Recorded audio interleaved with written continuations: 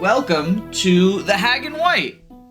0% growths. Hag and White is one of the hacks that I played last year. Probably my favorite hack of last year. It's definitely got the best story out of every Fire Emblem that I've played. And not just last year, like all of them. Fan games, ROM hacks, all that fun stuff. Best story, not even close. Which is why I feel the need to like put the sort of spoiler disclaimer. I've got the pinned comment up there on YouTube. But this stream will contain spoilers. Just by its very nature, Hag's story is hard to avoid spoiling if you've already like played it and you're doing, you know, unit reviews and stuff like that. And we are going to be doing unit reviews. So if you haven't played Hag and White, this is your warning. Don't say I didn't warn you. Chat and I will be doing full spoilers. So if you haven't played it, get out of here and play it. I was just doing testing to make sure that the zero growths worked. I will be uploading as well these episodes as like individual chapters or whatnot on Ice Rider. For anyone who isn't able to catch all the streams and whatnot. Yeah, that's sort of... I don't know, I guess that's the intro. Like, this is what if Hag and White, but everyone had no growths. We can finally talk about it fully. Yes, this is a safe space to talk about... I mean, fuck, like, I've given the warning to talk about things like Pheme and Soder, right? I think those are the two big ones, because I'm planning on doing unit reviews, and, like, Soder shows up on turn 2.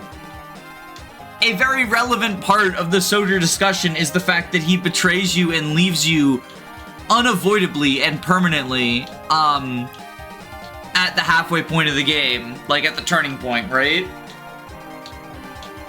But, I guess we can start with... Oh, I guess I'll also say, and Pheme is also hard to talk about unspoiled. I'll also say this is not a New Game Plus file. Not that it would make a difference. In Zero Growths, Pheme is not worth using long term. But in New Game Plus, you can save Pheme, in case you were not aware. If you promote her before she dies, then she lives and she rejoins at a later point in time after Soder betrays you during the map First Contact. I believe that's chapter 17. It's the map where you get Redbeard and the two mounted archers. You're not using a sniper with 9 strength. Well, I mean, sniper's a really good class. Pluto moment and it's 18. Okay, thank you. The numbers, I don't know about the numbers memorized. I just remember the specific, like, which map it was, right? 0% Pheme would be funny. Pluto has 10 strength. Well, I was thinking also Vasquili, late Vasquili, might actually be worth recruiting just for chip damage. I don't really have things planned out, in part because, and this will be relevant to unit reviews, so chat, I'm gonna have to lean on you. If I get something wrong, you're gonna have to correct me. Most of my experience is with version 1.0 and versions like 1.4, 1.6. Hag is currently on 2.1. 2.0 was a major overhaul. There were some serious glow-ups and glow-downs. My beloved Alonzo was most impacted. I've been scared. I almost played on like 1.8 because I was like, but Alonzo will be really good on 0%. But I was like, no, I'll take the extra challenge. I mean, he'll still be good. Their auto levels are so late, I don't think they matter. Yeah, probably. We will have to do some nonsense to actually get the auto levels because they're gonna auto level with 0%. But I can get around that by using a different... I know how to get around it, basically. So we will have to do some nonsense to do it, and I'll have to like close the thing midway through, but that's a long ways away. Let's dive into unit reviews. So this is Apate, as you can see, 0% growths. Her actual growths, well, her actual growths mostly don't matter. But I am going to pull them up using the bot because they're relevant for everyone else. Just give me one moment. Hag. Apate. And while we're at it, Hag.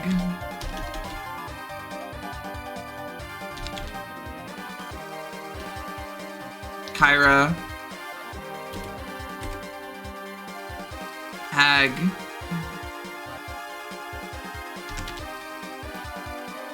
Phobos. Phobos the Great. Hag. Soder. Hag.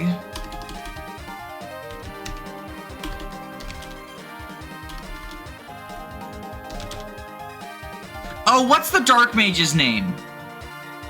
Shit, someone remind me of the Dark Mage's name.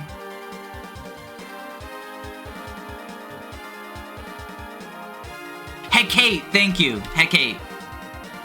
I was having a brain fart because I don't think she's very good, so I never use her. Alright. We're gonna exit out real quick so that it can look smoother in the compilation. Chat, don't tell anyone. Chat, don't tell anyone I had to pull the bot up. Alright. Alright, on that topic, let's dive into unit reviews. And I think we can start with Apate, the titular hag herself. If you're doing like a tier list or whatever, I think Apate is kind of, she's either S tier or like untiered. She's hard to talk about in terms of like how good is the only healer in the game. But I would argue, you know, as the only healer in the game, she's gotta be, she's kind of necessary. Like you get very few vulneraries. So even saying like, oh, you don't need to stab, you can use vulneraries like in something like Radiant Dawn or whatever isn't really accurate. You do really need Apate's healing. And in version 2.1, chapter 1 like hammers that home. Every character joins with less than full HP. Kyra gets damaged in a cutscene, but Phobos and then later Apate and Soder will show up like actually damaged. So having a staffer to heal them up is super useful. And she starts out with 25 magic. And hilariously, she has a 75% magic growth, so I guess if you're doing negative growths, fuck you. She's at level 14 promoted, and the rest of her growths, her non-magic growths, are, like, fine. And the most notable one is 50% speed. I'll read them out. 45% HP, 5% strength, 75% magic, 25% skill, 50% speed, 20% luck, and 5% defense with 65% res. 65% res is actually useful, actually, because it means that she will, she'll be able to tank magical enemies. She has enough HP that she can tank physical enemies, at least in the early game. And depending on her speed rolls, she might be able to tank physical enemies later on. Because she has renewal, it might sound weird to be like, oh, why would you have Apate tank enemies? Like, you kind of want to have her avoid combat anyway.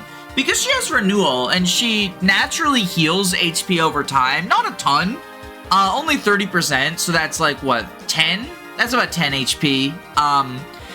She's going to actually soak hits reasonably well.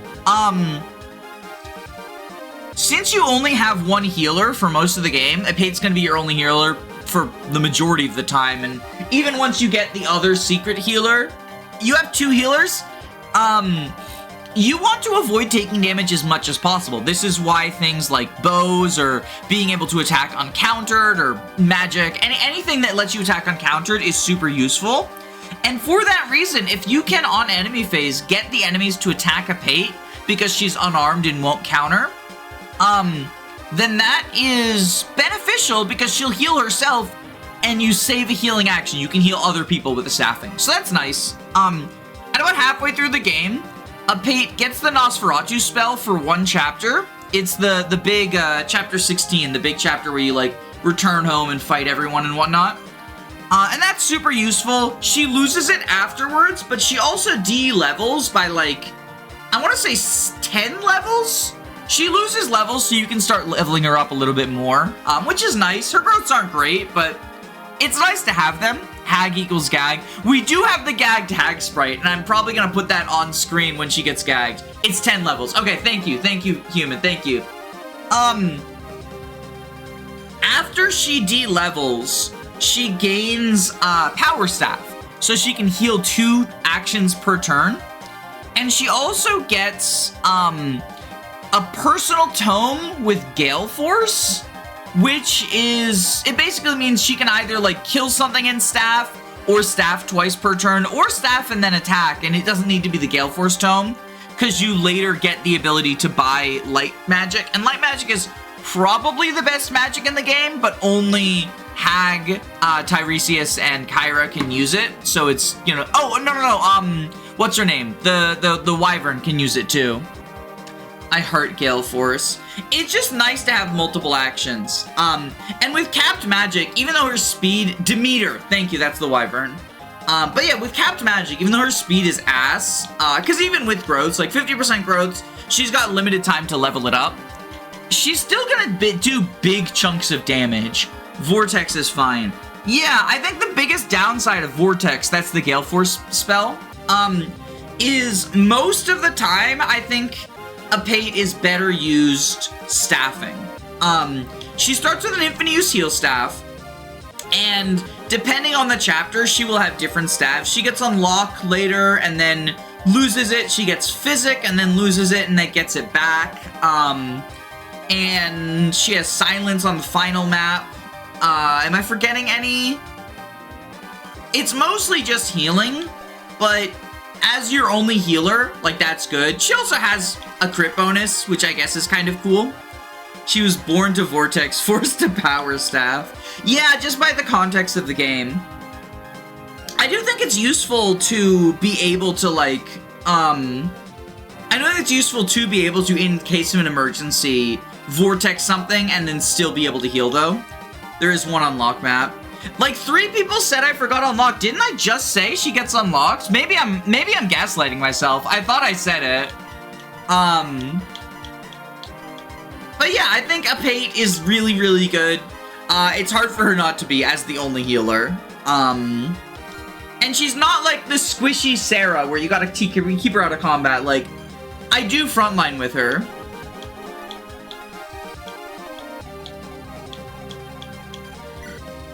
Should we, let's hold off on Phobos. Let's hold off on Phobos phobia.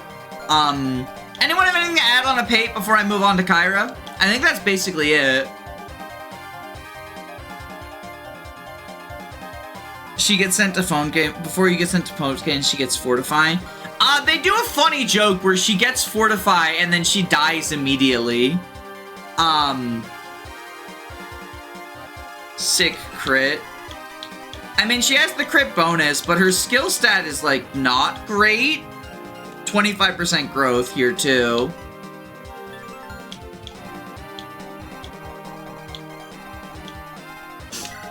But yeah, let's talk about Kyra.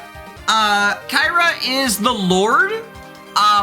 She is a bow lord, and as I mentioned with the Apate, bows are really valuable in this game because being able to attack uncountered is super useful as a you know, as a way of mitigating the amount of healing that needs to be done. Kyra's also, like, weirdly a hybrid unit.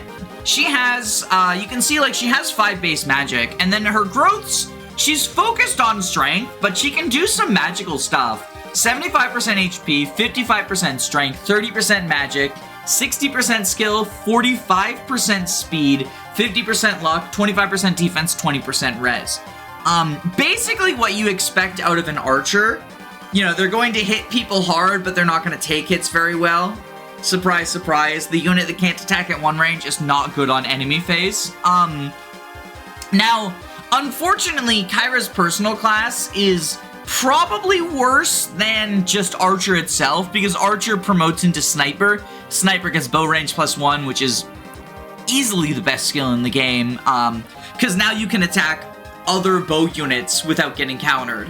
But Huntress and later Toxophile does have a couple of advantages. She starts out with Outdoorswoman, which is just a reskin version of Acrobat, so she can move across terrain as if she's a flyer, which is cool. And she gets a personal weapon. Well, 2 personal weapons, but one of them is at the very end of the game. So it won't be relevant for our purposes, although it does give her a glow up. It's like a 1-3 range bow with really high might. I think there's actually, because she marries Hestia, the blacksmith, or dates Hestia, the blacksmith. And if you get Hestia killed, you get a weaker version of her PRF, which is like gameplay story consonants. I love that shit. The Yuri bow, hell yeah, hell yeah. But if you do keep Hestia alive and you get their support, you get a lover bow. And otherwise, if Hestia dies, you get like the bow of friendship, I think. Hestia is Bestia. Hestia, I've got thoughts on Hestia, but we'll talk about her when we get to her. But the main one that I think is like most relevant is Maelstrom. Maelstrom, she gets in chapter 7? I know you get it in time for the Pluto map, because I usually start using it on the Pluto map. I don't know if you get it earlier than that. But it is a 9 might, 80 hit magical weapon with 18 weight. But it's brave and 3 range. So she's not going to be able to counter with it, but hey, her enemy phase isn't great anyway. And she destroys enemies. And because it's magical, she has like a decent magic stat of 5. She can just shred through even high defense enemies with it. I thought it was on the bridge map. Oh, it might be the bridge map. I might be wrong. Chapter 7 preps. Chapter 7 is the Pluto map, isn't it? Because Chapter 5 is Escape, Chapter 6 is Defend, Chapter 7 is Pluto. Either way, we'll find out when we get there. It's the bridge map or the Pluto map. It's fairly early game. And she can just use it to shred through things. I expect it to still be useful here. I think it's her biggest glow up in the early game, because otherwise she feels not terrible. Like I said, as a bow user, and she's your only bow user aside from the trainee for a while. So like being able to attack things without counter is nice. But yeah, 9 might 3 range good. 9 might magical 3 range. So she has 14 attack with it at base, and that 30% magic growth, I mean, not in this playthrough, but 30% magic growth in a normal playthrough is going to be useful for it. It means that, like, oftentimes, despite her being a physical unit, I'm more excited to see this number go up. She also has a leadership star. That's nice. Since she's never undeployed, it feels kind of like, you know, you always have it anyway, but getting extra hit and more importantly canceling out enemy leadership stars is a big deal, because hitting enemies can be pretty difficult. So like getting the extra accuracy is nice. And bows themselves are relatively accurate if I remember correctly. Yeah, 85 hit, like that's pretty good. 28 minus double enemy res, so around 20 damage. Depending on the enemy type, yeah. Like, it's the anti-armor bow, which there is a rapier bow, but Kyra just kills them from 3 range. But I think it's nice. On promotion, Kyra gets access to light magic, which means that once again, her magic damage is just, or her magic stat is just really relevant. I find that I usually still mostly use bows on her, but it's nice to have another option. It's definitely good in the map where she promotes, because she and Apate are sort of on their own little solo mission, and her being able to enemy phase with magic is useful. But yeah, otherwise, I do think she's a very strong lord, and I like her. Cleave bow could never be the Maelstrom. I think the real advantage of Maelstrom is just its 3 range. Like, it's really flexible for that reason. And the downside of not enemy phasing isn't that huge a deal, because 1, you can just trade it off of her. And 2, she doesn't want to enemy phase anyway. And 3, since it only has 36 uses, not wasting them on enemy phase is good. Good evening, fellow hags. Good evening. Should we talk about Mr. Coin Flip? Oh boy, oh boy, oh boy, oh boy. So, Phobos You see his stats are not great. His growths are not great either. Well, I mean, they're not bad either. It's Mr. Coin Flip, right? 70% HP, 45 strength, 5 magic, 55 skill, 50 speed, 25 luck, 30 defense, 10 res. So aside from his bulk, Phobos is basically a 50% chance to get most stats that he cares about. His luck stat being low is like not the greatest. He can face low percent crits more often than you would expect. But other than that, like, he is really just begging for the coin flips. I've never gotten a good Phobos. I will say, Phobos does have, 2 good options. So he starts out as a mercenary sword unit. And I believe early on in 2.1, you get a Lance Reaver fairly early, which will help him out in like the triangle and whatnot, which is cool. If your Phobos is still relevant at the time that you start promoting people, he actually has 2 really relevant promotion options.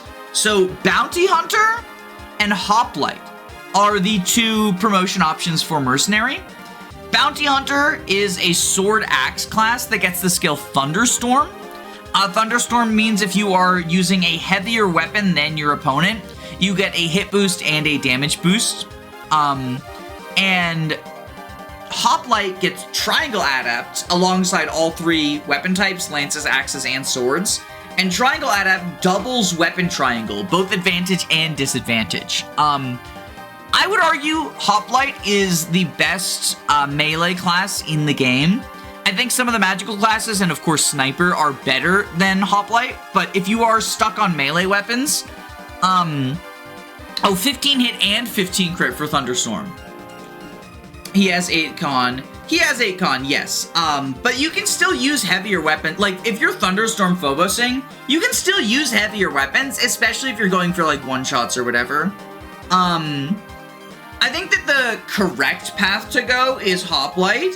But Bounty Hunter does have merit to it, especially if he's been, like, I don't know, not been leveling strength super well because he's Mr. Coin Flip. Captain Coin Flip. Like, the damage boost is relevant. As you say, his con is not great, so he's usually not doubling with heavy weapons. As long as enemy weapons aren't too heavy, you can still benefit from Thunderstorm. Yeah, or if they are heavy, and you're just like, fuck it, I just need to hit you in one shot anyway, Thunderstorm's nice.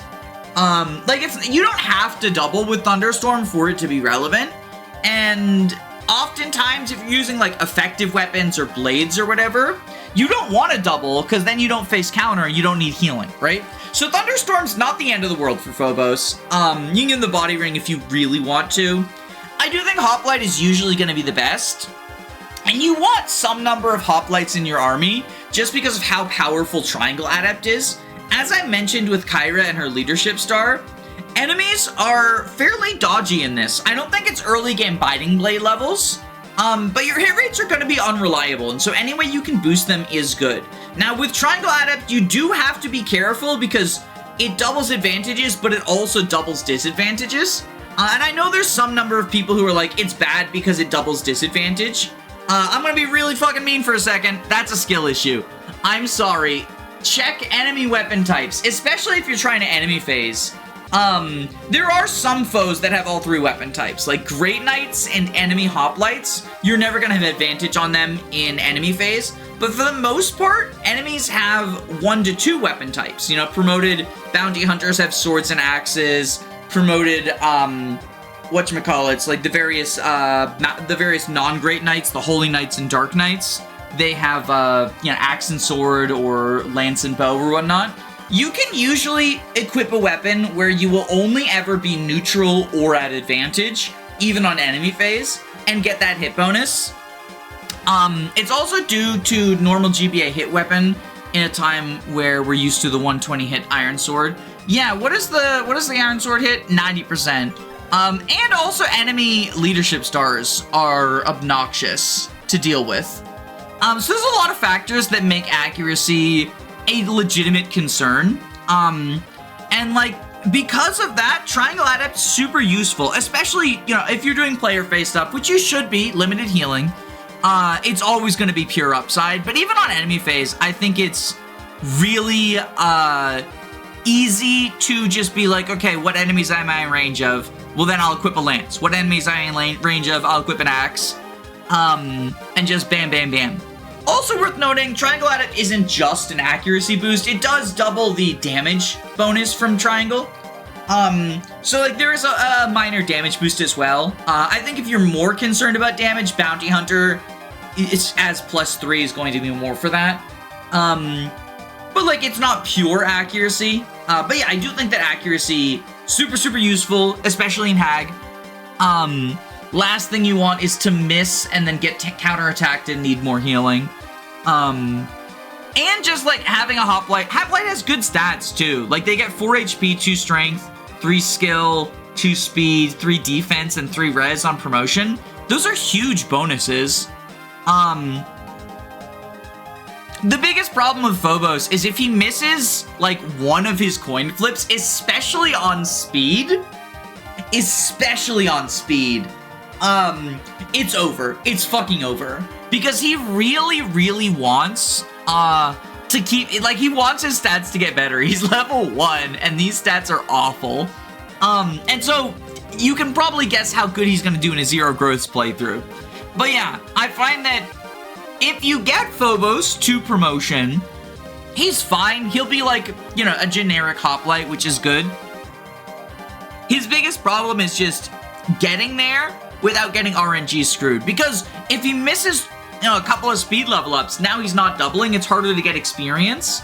On average, he will get, you know, half of them, but if he misses his first 2 and he stops doubling enemies, then he's not getting the chance to get the other 2, right? And that's a problem that unfortunately faces quite a few of the early game units. So expect that to come up more often than just with Phobos. But I think with Phobos it is at the most extreme because he does start out at level 1. He really wants those level ups. He's here for fixed growth propaganda. I have not played on fixed growths. I imagine fixed growths Phobos is definitionally fine. I still don't think he'd be great. Like, I think the heights that Phobos rises to is just... Hoplite is a good class. Steel Sword Phobos is sad. You get a Steel Sword for free. You get a Steel Sword for free and a Lance Reaver for free. And they are basically made for Phobos because the other early sword unit is magically focused, so he likes the magical swords. But yeah, Phobos... For all intents and purposes, I think most people's Phobos might as well have these growths. But we can finally actually start playing the game.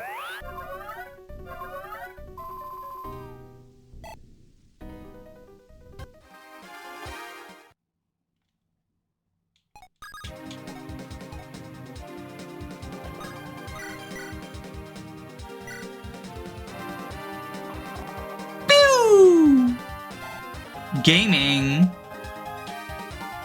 I mean, for like 1 turn, and then we're gonna get 2 more people to talk about. Look at that, 100 accuracy, 30 EXP. That means Phobos is good, right? That means Phobos is good?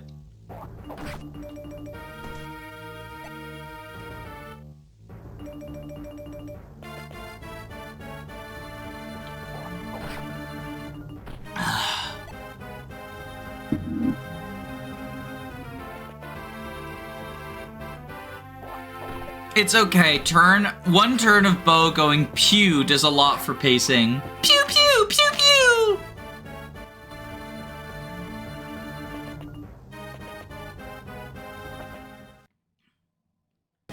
All right. Here's the other Phobos problem. Not him. Map fucking 1. They already hate him. Map fucking 1! They already hate him!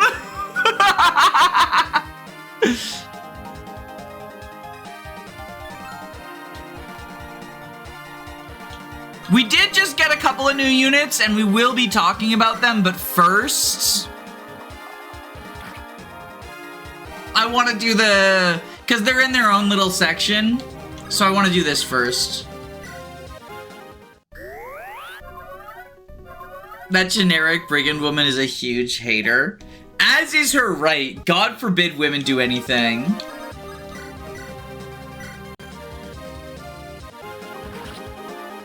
Don't worry, chat. This will be the one run where Phobos actually pops off. Just trust. But let's start by talking about Apate. She's the much more normal unit to talk about. And we'll cover Soder afterwards.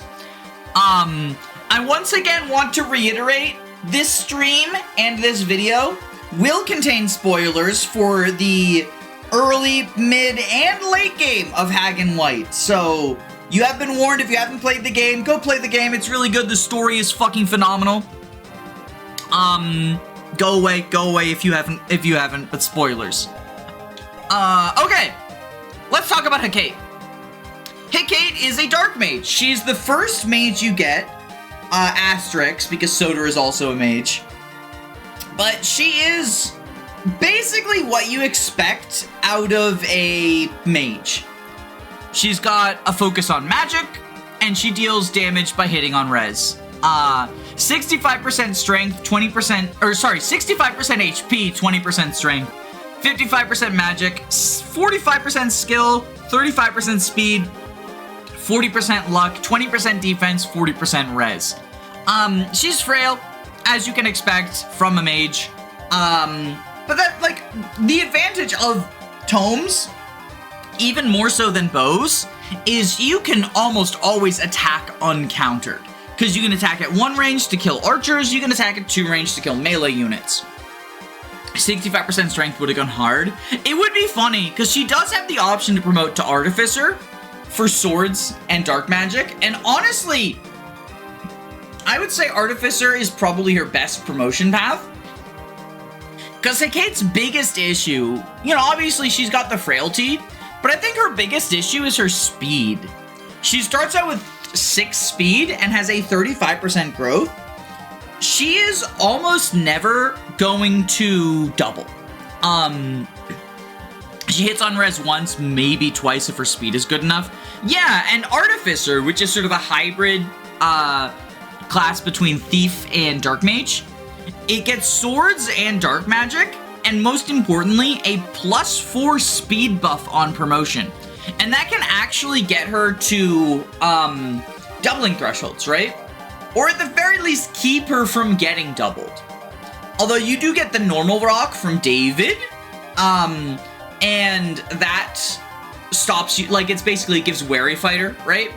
I think, as Chad is saying, she wants the normal rock pretty well. What's the speed promo on Druid? You get 2 speed on Druid, so, like, it's not terrible. But I think if you're trying to fix her speed, if you want her to double stuff, you go Artificer. And Artificer's not a terrible class. You get Lock Touch, and you get Poison Touch.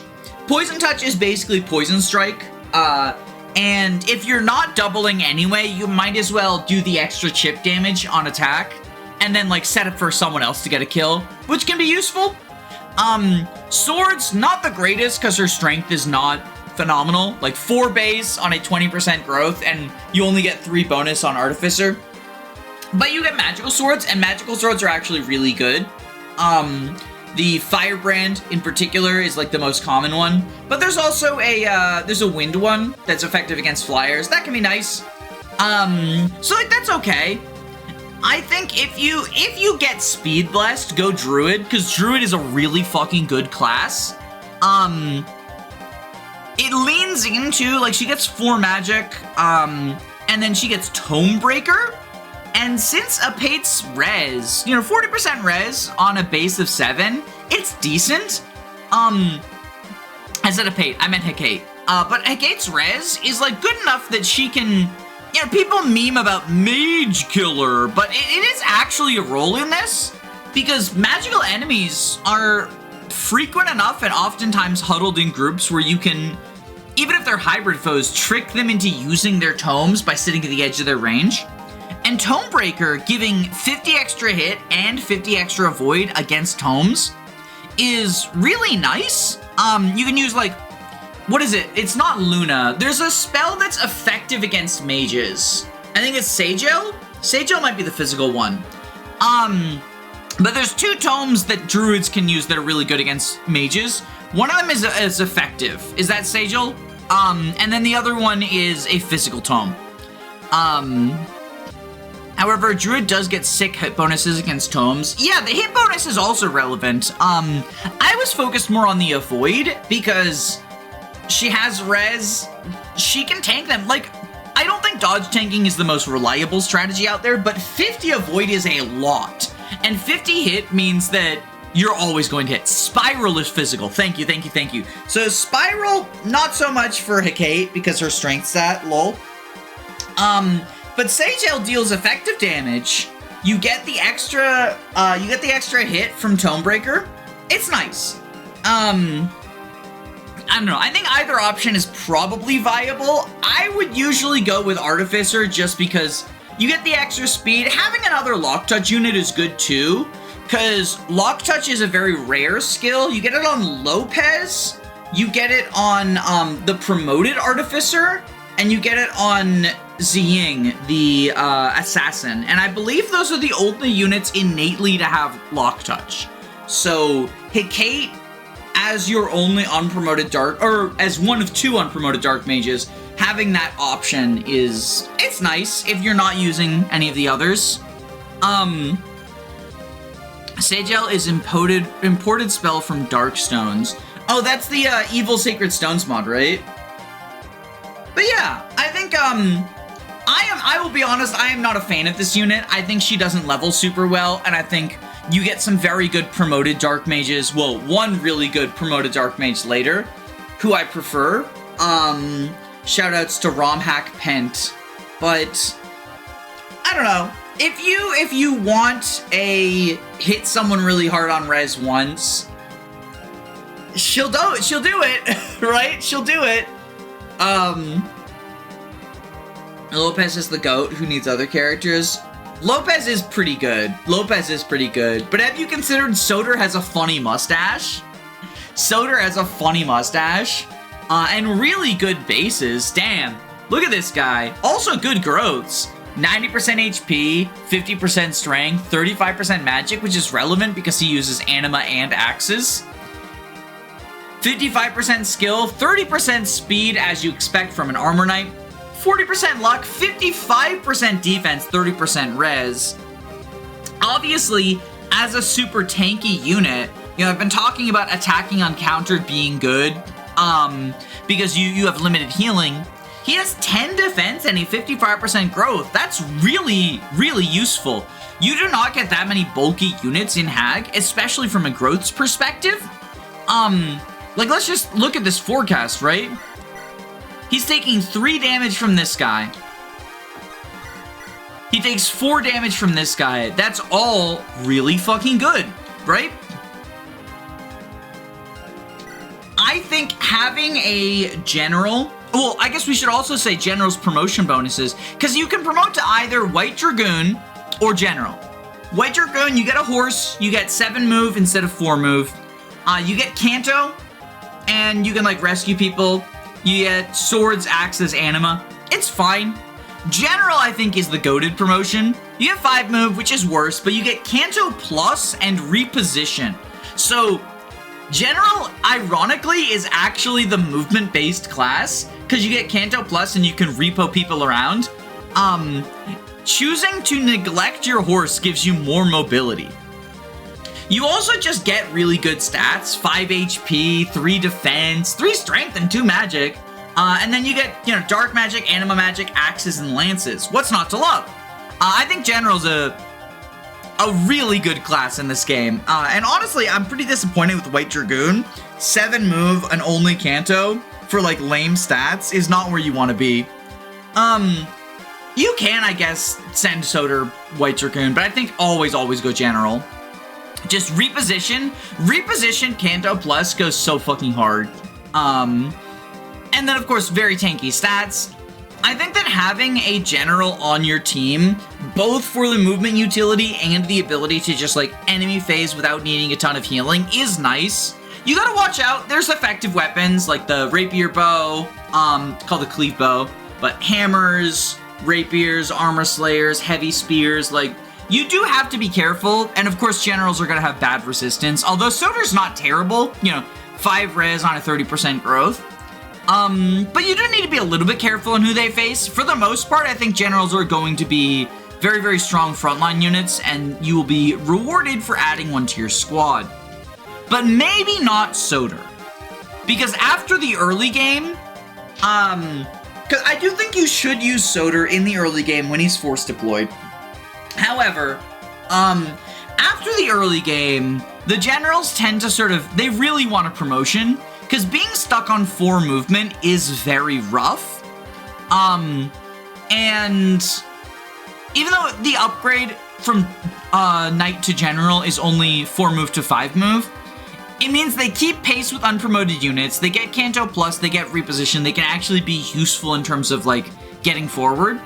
And you do get early Master Seals, but Soder probably shouldn't have one because he's the traitor. He leaves your army halfway through the game and never comes back. And unlike the other unit who leaves your army, Pheme, who, if you promote her early, she refunds you with the Master Seal. Soder does not refund you. Soder just takes all the stat boosters and Master Seals that you gave him and fucks off because he's a traitor. Obviously, that means his long-term potential is limited. He's basically the true Jagan if you think about it. Yeah, I mean, 10 defense, right? Like, 10 defense. Because, like, obviously his long-term potential is limited, but I do think you should use him early game when he's force deployed, because he's got that big bulk. And honestly, even consider deploying him on a few of the earlier maps where he is not forced. If you aren't using, like, Nikolaos or Phobos or some of those other clowns, Soder can just, he can tank and he can counter. And he's got a low enough speed that he's not going to double and steal kills when he's enemy phasing. I genuinely think early game Soder is very useful, but he falls off around like chapter 7 or 8. You get some very movement intensive maps, and you should not be wasting a seal on Soder. It is like a genuine waste of resources. I mean, you shouldn't give him any boosters or anything, but don't be afraid to give him experience, because he will make the early game easier for you. Soder's early game performance is enough to not write him off as a bad unit. I would agree. I think he's a lower echelon unit. Like, if I had to just like estimate, C tier or D tier is where I would put him. Mostly because I just don't like using him after chapter 7-ish. But it's in the same vein as someone like Orson, right? You should use Orson. 5x will be a lot less of a headache if you use Orson. You should use Soder. The early game's a lot less of a headache if you use Soder. And I think Soder performs better than Orson, both because he's around longer, and because the early game of Hag is harder than 5x of Sacred Stones. So, you should use Soder. Don't be afraid to use him, but just don't invest in him, obviously. Do not give him Master Seal. Especially if you're going for Telemus, who is one of the secret characters that's sort of like a Soder replacement. You get a promoted general if you skip the first Master Seal. And obviously, if you skip the first Master Seal, your Master Seal economy gets even tighter, and Soder is even less likely to be able to use one. But I still think you should use him. Like, don't be so turned off. He's more useful than Pheme and not a super invested Pheme run. Yeah, I mean, so Pheme is hard to talk about because of the new game plus of it all. I do think Pheme is better than a lot of people give her credit for, but I would agree that he's like, he's way more useful than her just at basic.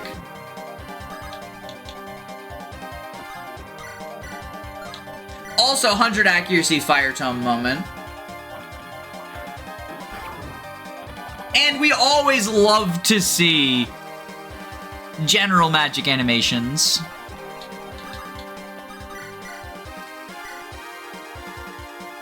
Also, I guess shout out to the fact that everyone joins a little bit damaged. Again, highlighting that this is a world without healing magic, the reason that Apate is the only healer is healing magic is heretical. So, you know, just doing basic life, living life, means that these people are not gonna, they're gonna be damaged, right? God damn it, Kyra. You haven't dodged a single 62. Bad unit. Fell off. Hashtag fell off. OMG Titus Vision Quest. We love Titus Vision Quest.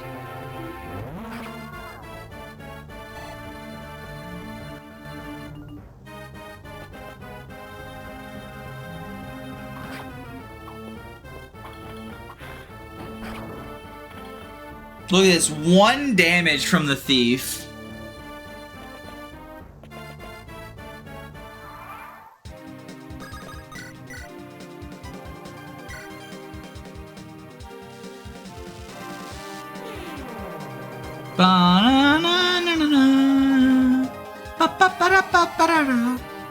Telemus joins with the Master Seal, which thanks everyone's promoted. I know, I think that's very funny. I mean, obviously, or maybe not obviously, but I think the reason he joins with it isn't because that's the peak of gameplay balance, but because that was in his starting inventory when he was a boss. So that's sort of the idea there, in my opinion. In my humble onion.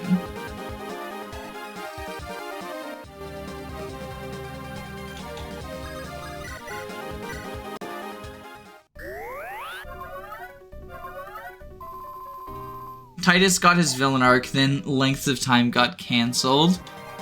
Now he's on the double Omega villain arc.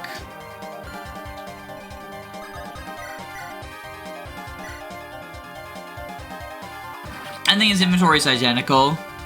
Telemus is such a cool unit. I love him. And from a character perspective, I also like what he does in the story. Because he shows up and Kyra has to, like, grapple with the fact that, like, he is everything that Soder pretended to be, and she kind of hates him irrationally because of Soder's betrayal, which is, I think, really cool.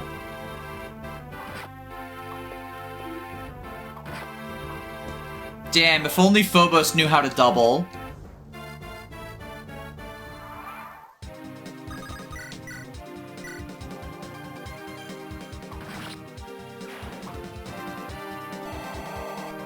The Phobos speed moment.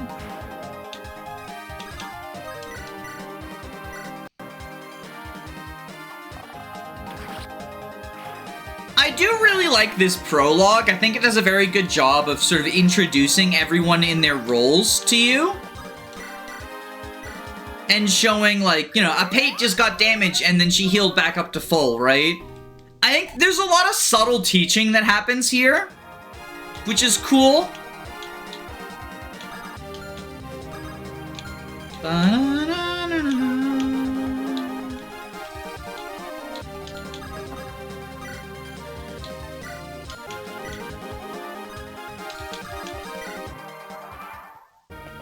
It teaches you that early is Apate is the true early game tank.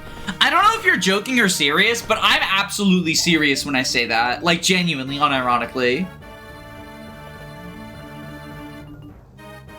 She's got a high HP stat and recovers. I think you're serious, but if you're joking, just know that I'm not. I would never joke about tanking with Apate. But I'm pretty sure you're on the same page as me. She's not the true, but she's the second best by a mile. Yeah, Soder is the true one. Soder is the true one. Let's be for real, for real. Like, let's be so real. Well, Soder and obviously Dodge Tank Phobos. Smiley face.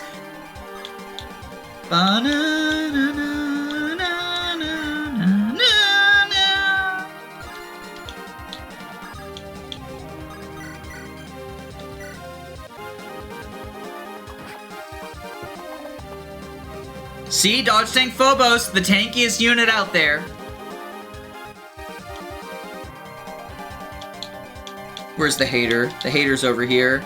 I had to reset my first playthrough. I had to reset because of the hater, because I didn't check inventories like a fucking idiot.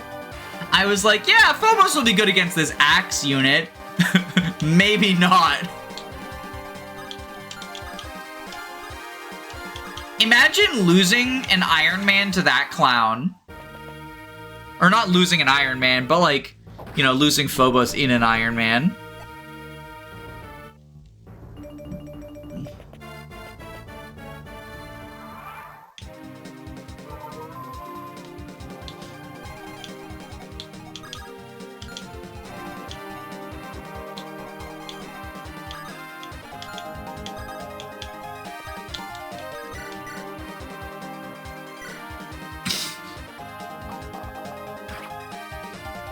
If only that was imbue. Yo, 25 heal per turn would go crazy. Okay, so this will be 19 attack. Phobos lives. He lives.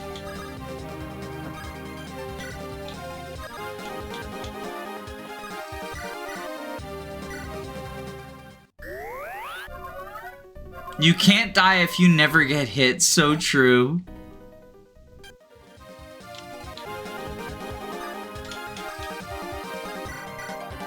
So Phobos is gonna get reaved, but because I have him at full HP, he should live. I'll be tuning in for the VOD, but I'm glad to hear you're streaming Hag and White again. So in case you... So, I don't know, obviously if you want to watch the VOD, that's fine. I will also be uploading, on a chapter-by-chapter basis to Ice Rider. So in case you like would prefer to watch a segmented by chapters version, and then I will also eventually be making the unit review compilation.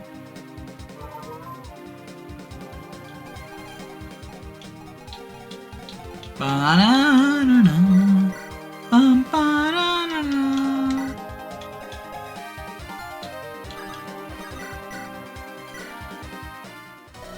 gonna fold you into a neat little bow. So, from a story perspective, Fango is not supposed to die, but Phobos can actually kill Fango if you get him, like, a lucky level up or whatever, and a crit, I think. I'm hurt! I'm cut! Okay, I give up. I yield. I surrender. Whatever you want to call it. Just don't skewer me, please. Fango and the boss of Chapter 1, Lopez, and the boss of Chapter 2, Begonia, all join you later as playable units. But, like, you can kill Fango and Lopez. I don't think you can kill Begonia, because as soon as you unlock the door, she surrenders. And she's too plot important. But it's funny because Lopez, he's your lock touch unit. And if you kill him before you recruit him, like, if you kill him as an enemy here in Percote, you just don't get lock touch on the first prison map, which is so fucking funny.